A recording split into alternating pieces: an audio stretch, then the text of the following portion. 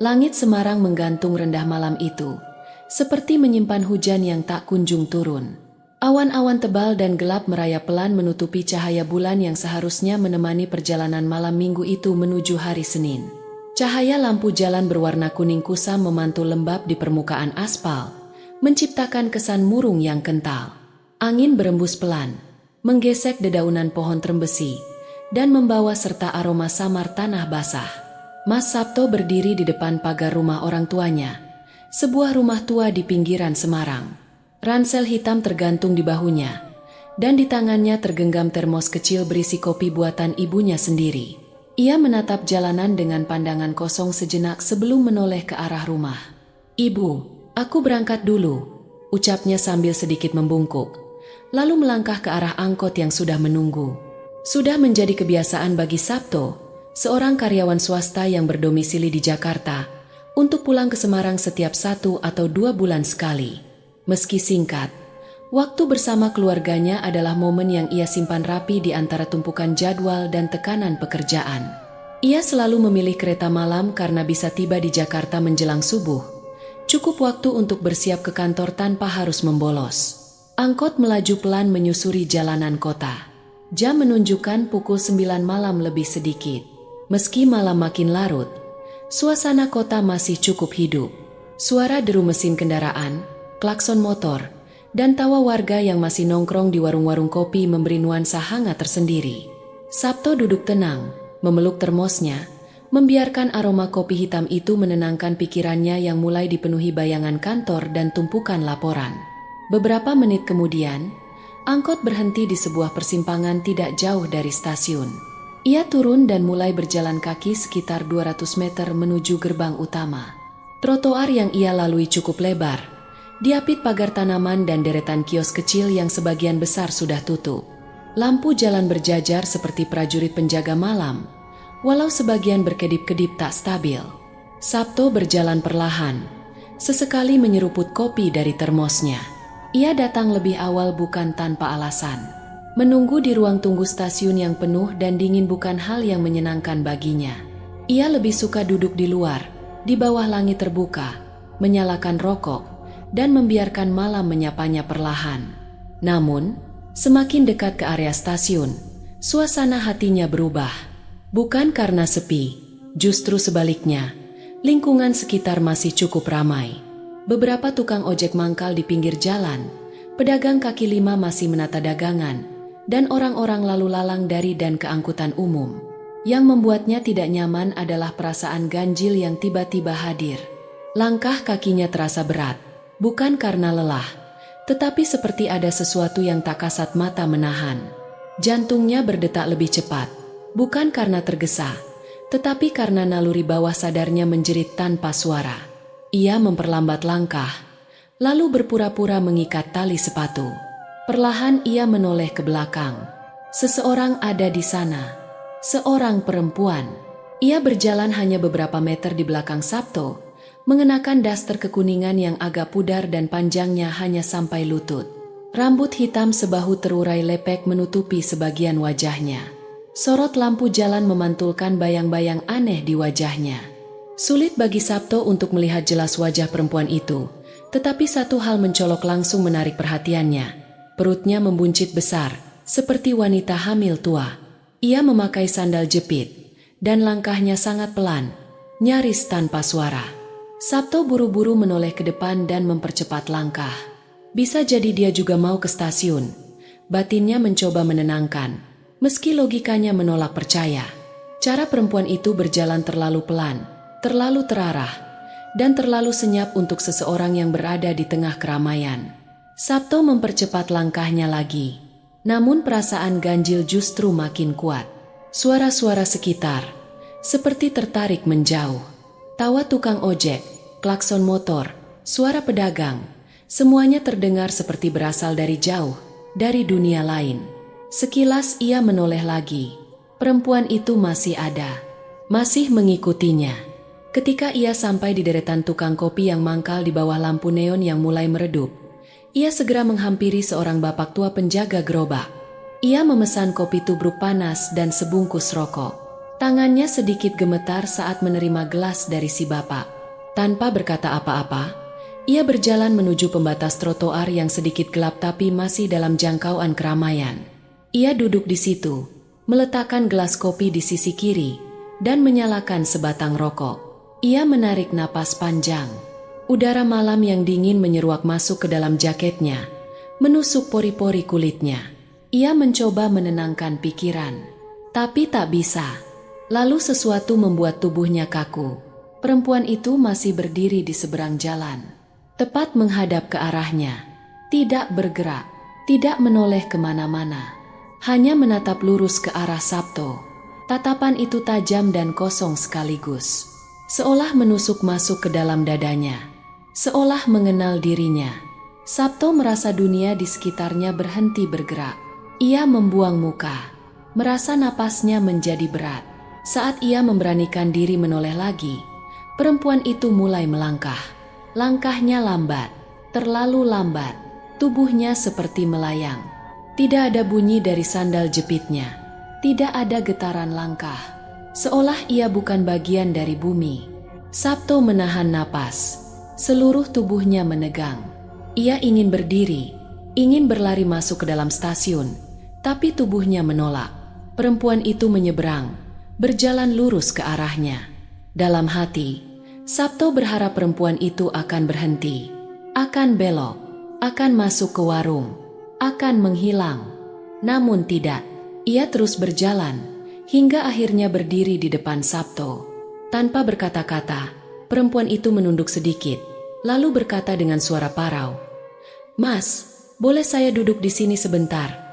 Sabto tidak menjawab, hanya mengangguk kecil dan bergeser memberi ruang. Perempuan itu duduk perlahan, tidak terlalu dekat, tidak juga terlalu jauh. Hanya cukup untuk mendengar detak jantung Sabto yang makin kencang. Ia tidak tahu harus berkata apa. Dan dalam sunyi itu, dalam malam yang menggantung seperti rahasia, cerita ini pun mulai mengoyak batas antara yang nyata dan yang gaib. Angin malam menampar pelan wajah Mas Sabto, namun ia tetap diam di tempat. Gelas kopi di samping kirinya sudah mulai mendingin, dan rokok di jemarinya hanya terbakar setengah. Tapi ia tidak memperdulikannya. Perempuan itu masih duduk di sebelahnya. Diam, menunduk, napasnya pelan, seperti hanya bernapas sekali dalam 1 menit. Sabto tidak berani menoleh. Pandangannya lurus ke depan, menyapu jalanan yang kini terasa asing. Riuh kendaraan dan candaan tukang ojek masih terdengar di belakang mereka. Tapi semua itu seperti berasal dari dimensi lain, jauh dan tak tersentuh. Perempuan itu akhirnya bersuara, pelan, serak, seperti seseorang yang belum berbicara selama bertahun-tahun. "Mas, saya mulas. Sepertinya sudah waktunya." Sabto tidak langsung menjawab. Otaknya menolak memproses kalimat itu. Ia menoleh sedikit, dan mendapati perempuan itu menatap ke arahnya.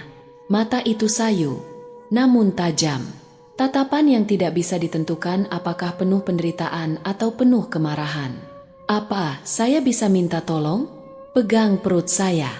Gerakannya kencang sekali, "Saya takut, Mas."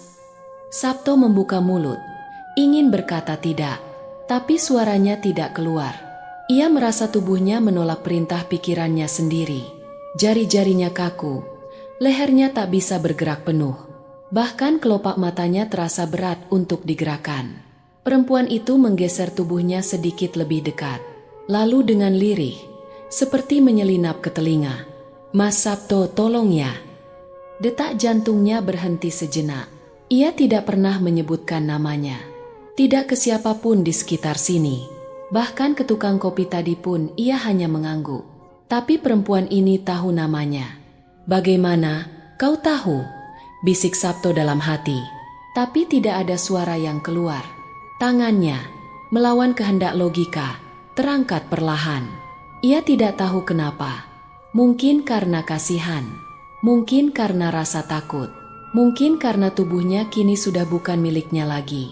Ujung jarinya menyentuh daster tipis perempuan itu, tepat di atas perut buncitnya yang membulat kencang. Dan saat itu juga, sesuatu bergerak di balik kulit. Gerakannya nyata, kuat, tidak hanya sekali, tapi berkali-kali, seperti seseorang atau sesuatu yang hidup dan bergerak dengan liar di dalam sana. Sabto terperanjat. Ia langsung menarik tangannya. Apa itu? Pikirannya menjerit. Tapi suara itu hanya menggema dalam kepalanya sendiri. Perempuan itu tetap menatapnya. Kali ini senyumnya samar. Bukan senyum lega, tapi senyum datar yang justru membuat udara di sekeliling membeku. Saya tidak bisa sendiri, Mas. Tolong jangan pergi dulu. Temani sebentar saja. Tubuh Sabto ingin berdiri, ingin pergi, ingin berlari. Tapi sesuatu menahannya. Ia mencoba mengangkat kaki. Tidak bisa. Mencoba menoleh ke belakang, mencari seseorang, siapa saja, untuk dimintai bantuan. Tapi lehernya terasa seperti dikunci. Ia bahkan tidak bisa memutar tubuhnya sedikit pun. Ia lumpuh. Panik menyergap dalam hening. Tubuhnya seperti patung. Matanya terbuka, tapi tak mampu mengarahkan pandangan. Mulutnya terbuka sedikit, tapi suara tak bisa keluar. Jari-jarinya hanya bisa bergerak seujung kuku. Di sekelilingnya, kehidupan berjalan seperti biasa. Tukang ojek masih bercanda, kendaraan berlalu lalang. Tapi tak seorang pun melihat ke arahnya. Ia seperti terjebak dalam dunia sendiri. Sebuah ruang tak terlihat yang hanya diisi dirinya dan perempuan itu. Mas Sabto, bisik perempuan itu lagi. Kalau saya mati di sini, apakah jenazah saya akan ditemukan? Suara itu bukan lagi lirih, bukan minta tolong, tapi mengandung sesuatu yang menusuk, dingin, getir, dan penuh luka. Sabto ingin menjerit, tapi tenggorokannya seperti terkunci. Ia hanya bisa mendengar suara napasnya sendiri yang terengah-engah dan tak beraturan. Perempuan itu mendekatkan wajahnya. Wajah yang tadi tertutup bayangan kini terlihat jelas. Wajah pucat, dengan mata sembab menghitam. Bibir kering pecah-pecah, dan di bawah mata kirinya mengalir garis bekas air mata yang seperti membeku. Tapi yang paling mengerikan, mata itu tak punya cahaya. Sepasang mata mati. Tubuh Sabto mulai gemetar, tapi bukan karena ia menggerakkannya. Otot-ototnya bergetar sendiri, seperti tersentak oleh medan tak terlihat. Perempuan itu lalu berbisik lagi. Kali ini sangat dekat. Saya tahu Mas beli tiket kereta untuk malam ini, tapi Mas belum waktunya pergi. Dan tiba-tiba semuanya hening. Tidak ada suara motor, tidak ada angin, tidak ada apa-apa. Hanya keheningan pekat dan denyut darah di dalam kepala Sabto yang menggelegar seperti gong. Ia memejamkan mata. Dengan segenap kekuatan yang tersisa, ia mendorong dirinya ke dalam. Menjerit dalam hati. Dan kemudian suara klakson terdengar, teriakan pedagang, tawa tukang ojek. Dunia kembali bergerak. Napasnya kembali masuk ke paru-paru. Jari-jari tangannya bisa dikepalkan. Lehernya bisa digerakkan. Tubuhnya bisa ia condongkan ke depan. Ia terdorong jatuh ke trotoar dengan dengusan keras dari dadanya. Seperti baru muncul dari dalam air setelah ditenggelamkan terlalu lama. Ia tidak tahu berapa lama ia terdiam tadi, tapi tubuhnya basah oleh keringat dingin. Dengan gemetar, ia berdiri. Langkahnya goyah, tapi ia paksa tubuhnya menuju pintu masuk stasiun. Saat ia melewati gerbang, suara pengeras stasiun terdengar.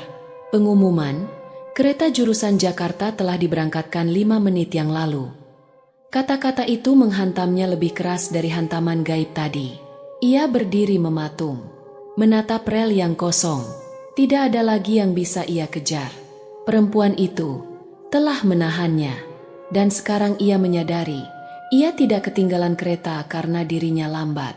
Ia ditahan, dipaksa untuk tidak pergi. Sabto menoleh ke belakang. Tidak ada siapa-siapa, tidak ada perempuan hamil, tidak ada bayangan, tidak ada suara yang memanggil. Tapi di dadanya masih ada rasa dingin yang membeku, dan nalurinya berkata, semua ini belum selesai. Langkah kaki Mas Sabto terdengar berat menyusuri trotoar malam itu. Stasiun sudah tertinggal jauh di belakang. Tubuhnya terasa remuk, bukan oleh tenaga yang terkuras, tetapi oleh sesuatu yang lebih dalam, sesuatu yang tidak kasat mata namun membekas kuat di dada. Ia berjalan seperti orang linglung, membiarkan angin malam menampar wajahnya, dan membiarkan pikirannya berkelindan entah kemana. Dunia terasa lambat. Rumah-rumah yang tertidur, lampu-lampu yang mulai padam, dan suara malam yang menguap di kejauhan, semua seolah memperkuat rasa kosong yang merambat di hatinya. Ketika akhirnya ia tiba di depan rumah, jam di ponselnya menunjukkan pukul hampir 1:30 dini hari. Ia mengetuk pelan. Tak lama, pintu terbuka. Ibunya muncul dengan wajah terheran-heran. "Loh, Sabto, bukannya kamu sudah di kereta?" Ia menunduk, menghindari tatapan itu. "Ketinggalan, Bu," jawabnya singkat. Suaranya datar, hampir tak bernyawa. Ibunya hendak bertanya lebih lanjut, tapi melihat raut wajah Sabto yang murung dan lelah, ia hanya mengangguk pelan. "Masuk, Gih. Biar ibu buatkan teh hangat dulu." Sabto tak menolak, tapi juga tak bicara. Ia hanya melangkah masuk dan langsung menuju kamarnya.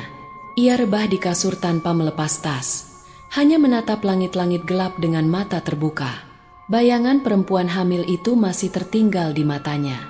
Wajah pucatnya, mata kosongnya, suara seraknya saat menyebut nama Sabto. "Kenapa dia tahu namaku?" gumamnya lirih. Apa yang sebenarnya dia mau? Pikirannya bergolak, tapi tubuhnya kelelahan. Ia tidak tidur malam itu, hanya menunggu pagi datang sambil menahan gejolak batin yang tak kunjung reda. Fajar datang perlahan, membawa udara dingin yang menyusup lewat celah jendela. Rumah masih sunyi ketika terdengar suara panik dari kamar sebelah. Sabto langsung bangun dan berlari ke arah sumber suara. Ibunya terduduk di lantai. Wajahnya pucat. "Ayahmu nggak bangun." Nafasnya berat banget. "Tuh."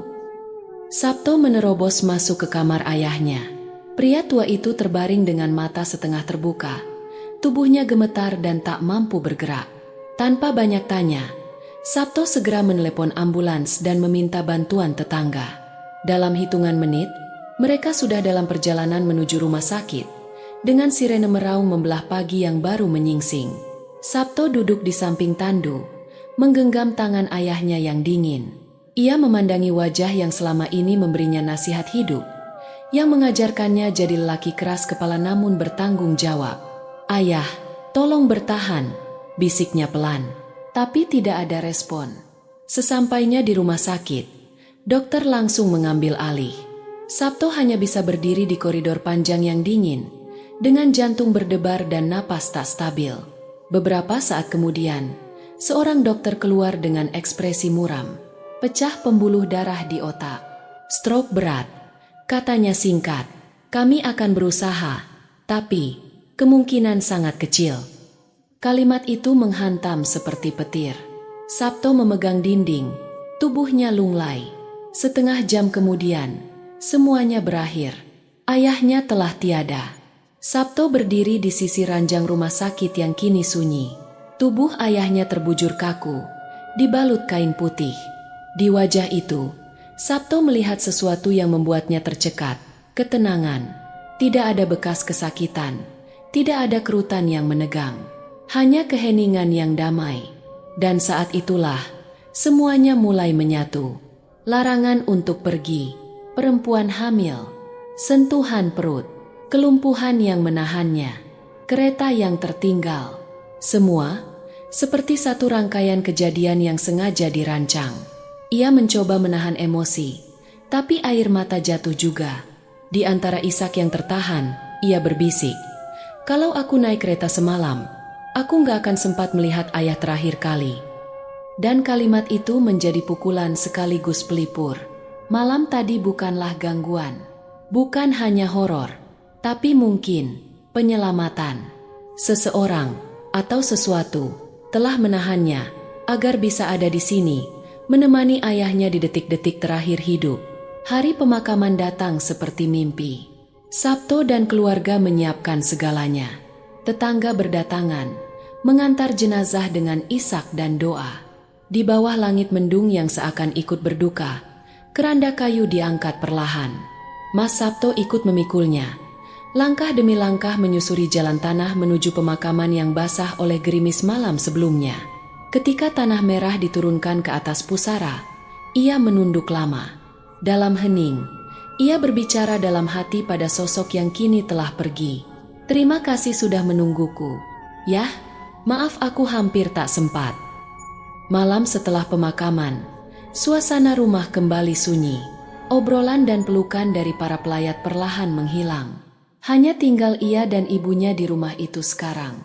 Sabto duduk di ruang tamu, menatap foto ayahnya yang sudah dibingkai dengan kain putih dan bunga melati yang mulai layu. Ia menyentuh bingkai itu, lalu memanggil ibunya. "Ibu." "Ya, tuh. Aku mau cerita sesuatu, tapi ibu jangan takut, ya." Dengan pelan, ia menceritakan semuanya, dari awal sampai akhir. Dari perjalanan ke stasiun, perempuan hamil yang mengikutinya, permintaan aneh untuk menyentuh perut, tubuh yang mendadak lumpuh, sampai suara pengumuman bahwa kereta telah pergi. Ibunya mendengarkan dengan tenang, tidak memotong, tidak bertanya, hanya menatap anak laki-lakinya dengan mata berkaca. Setelah Sabto selesai, ibunya menarik napas panjang. "Mungkin itu cara Tuhan menjaga kamu. Atau menjaga kita. Mungkin perempuan itu memang bukan manusia, tapi juga bukan setan jahat. Dia dikirim agar kamu tetap di sini." Sabto menunduk. "Aku juga mulai merasa begitu, Bu. Tapi kenapa lewat cara seperti itu? Kenapa harus semenakutkan itu?" Ibunya tidak menjawab, hanya memegang tangan Sabto erat-erat. Dalam keheningan malam itu, hanya satu hal yang mereka yakini bersama. Ada kekuatan yang lebih besar dari logika manusia. Dan malam itu, tiket kereta yang sudah dibelinya masih ada di saku tas. Tak terbawa pergi. Dan mungkin, memang ditakdirkan untuk tidak pernah dibawa. Malam kembali melingkupi rumah kecil di pinggiran Semarang itu. Sudah beberapa hari berlalu sejak almarhum ayah Mas Sabto dimakamkan. Para kerabat yang sempat datang dari luar kota satu persatu mulai kembali ke rutinitas mereka, meninggalkan rumah itu dalam keheningan yang baru. Keheningan yang berbeda dari sebelumnya, sebuah kekosongan yang tak bisa diisi hanya dengan suara atau gerak. Kini hanya ada Mas Sabto dan ibunya, dua jiwa yang masih mencoba berdamai dengan kehilangan. Suara di rumah itu pun menjadi lebih pelan. Detik jam terdengar lebih jelas. Desir angin dari sela-sela jendela terasa lebih menyusup ke tulang. Kadang suara sendok yang beradu dengan cangkir teh bisa terdengar hingga ke ruang tamu. Sunyi memiliki gema yang panjang di rumah itu sekarang. Sabto banyak menghabiskan waktunya sendiri, duduk di bangku tua dekat jendela. Ia menatap keluar, menelusuri warna langit yang perlahan berubah dari biru tua ke kelam. Hanya satu dua bintang yang muncul malu-malu, seakan ikut larut dalam duka yang belum benar-benar reda. Dalam diamnya, pikirannya mengembara ke malam di stasiun. Ia masih mengingat setiap detil kejadian. Suara langkah perempuan itu, tatapan matanya, daster kekuningan yang memudar, sentuhan perutnya yang terasa seperti ada kehidupan bergerak liar di dalam. Dan tentu saja, bisikan yang menyebut namanya. "Mas Sabto, saya tahu, belum waktunya Mas pergi." Kalimat itu kini menggema dengan makna yang berbeda. Dulu, ia mengira itu ancaman. Kini, ia menyadarinya sebagai peringatan. Pagi itu, saat embun masih menggantung di dedaunan, Sabto membantu ibunya membersihkan taman kecil di depan rumah. Ia mencabut rumput liar dan menyapu daun-daun kering, semua dengan gerakan perlahan seperti orang yang sedang melamun. Ibunya memperhatikannya sambil sesekali menyeka keringat di pelipisnya. "Kamu nggak kembali ke Jakarta dulu, tuh?" tanya ibunya, pelan. Sabto mengangguk kecil. "Belum, Bu. Mungkin seminggu lagi. Di kantor juga sudah aku kabari." Ibunya tak banyak komentar, hanya mengangguk dan melanjutkan menyapu teras. Dalam hatinya, ia tahu anaknya sedang menjalani sesuatu yang tak bisa dilihat. Bukan hanya duka, tapi pergulatan batin yang lebih dalam. Ada sesuatu dalam diri Sabto yang berubah sejak malam itu. Menjelang malam, Sabto kembali duduk di bangku kayu depan jendela. Langit bersih malam itu. Tak ada mendung, tak ada kabut. Bintang-bintang mulai keluar satu-satu, dan bulan menggantung rendah di langit timur, pucat dan temaram.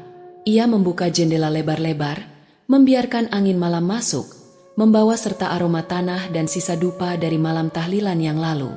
Dupa itu masih tersisa samar di langit-langit rumah, seperti jejak kehadiran para pelayat dan doa-doa yang baru saja diucapkan. Di hadapan langit itu, Mas Sabto mulai memikirkan sesuatu yang selama ini ia hindari. Bahwa mungkin dunia ini memang tidak hanya berisi hal-hal yang bisa dilihat dan disentuh. Bahwa ada tangan-tangan tak kasat mata yang mengatur langkah kita.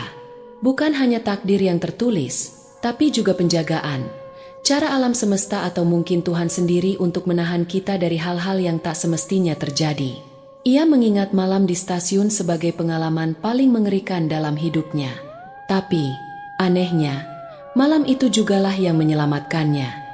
Kalau saja aku naik kereta malam itu, aku pasti sudah sampai Jakarta. Dan aku takkan pernah sempat menatap wajah ayah untuk terakhir kalinya. Beberapa malam kemudian, saat semua orang sudah tidur dan rumah sunyi tanpa suara, Sabto melangkah keluar ke halaman rumah. Angin malam sejuk menusuk kulit, tapi ia tak merasa menggigil. Langit malam itu begitu jernih. Bintang bertaburan seperti lampu-lampu kecil yang menggantung di kanvas hitam langit. Ia menengadah, lama, tak bergerak, dan dalam hatinya, ia berbisik, "Terima kasih." Kalimat itu tak ia tujukan pada siapapun secara spesifik. Tapi ia tahu, seseorang, atau sesuatu, mendengarnya. Perempuan dalam daster kuning, makhluk yang semula ia sangka hanya gangguan, kini ia anggap penyelamat. Entah siapa dia, entah dari mana datangnya, entah apa tujuannya, tapi ia telah menjadi jembatan yang mempertemukannya dengan detik-detik terakhir sang ayah. Ia tidak ingin menjelaskan lebih jauh, tidak ingin menyederhanakan dengan label. Yang ia tahu pasti, perempuan itu muncul tepat sebelum semuanya berubah. Ia tidak lagi takut, tidak ada lagi kemarahan. Yang tersisa hanya rasa hangat aneh yang menyelimuti dadanya, seperti selimut tipis di malam dingin.